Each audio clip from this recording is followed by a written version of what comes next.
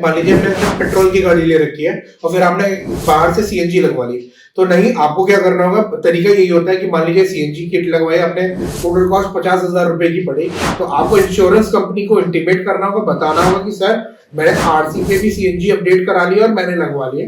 तो insurance company क्या करेगी, उस केस में ऐसा प्रोसेस है कि या तो आपसे बिल लेके डायरेक्टली आपका जो प्रीमियम चार्ज करेगी 50,000 का वैल्यू, उसमें अपग्रेड करके आपसे प्रीमियम ले लेगी, या आपकी गाड़ी का दोबारा से इंस्पेक्शन कराएगी और इंस्पेक्शन करने के बाद फिर आपकी गाड़ी का में जो सीएनजी लगी हुई है उसका प्रीमियम चार्ज करके एडिशनल फिर आपको कवरेजेस कर देगी। बेसिकली ये तरीका है, आपको ऐड कराना ही है। और इनकेस अगर मान लीजिए आपने सीएनजी ऐड नहीं कराई तो आपका जो क्लेम है वो 70% सेटल होगा।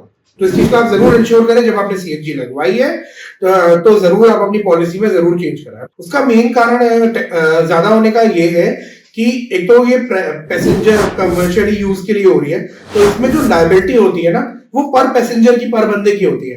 बेसिकली अगर आपकी 5 सीटर है तो जो उसमें थर्ड पार्टी लायबिलिटी का प्रीमियम है ना, एक तो बेसिक प्रीमियम होता है 3-3,500 रुपए, बाकी आपकी सिटिंग कैपेसिटी के हिसाब से डिसाइड किया जाता है। लेट्स से अगर आपका 5 सिटिंग कैपेसिटी का है तो करीब करीब बेसिक जो प्रीमियम आता है पर बंदे के हिसाब से प्लस 4 जनों का मिला के वो 11-11,500 रुपए पड़ता है।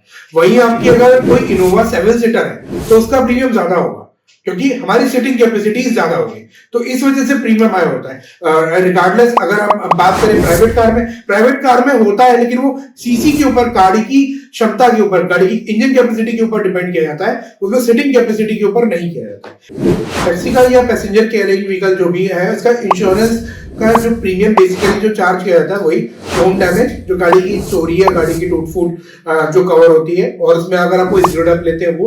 दूसरा थर्ड पार्टी जो मोस्ट इंपॉर्टेंट है, वही जो मैंने आपके पिछले सवाल में था कि सीटिंग कैपेसिटी कितनी है। अगर 5 सीटिंग कैपेसिटी है तो प्रीमियम अलग होगा, अगर 7 सीटर कैपेसिटी है अलग है, अगर वो टूरिस्ट बस है जिसमें 21 सीटर या 32 सीटर 32 सीटर्स की है तो वो उसका थर्ड पार्टी का प्रीमियम अलग होगा।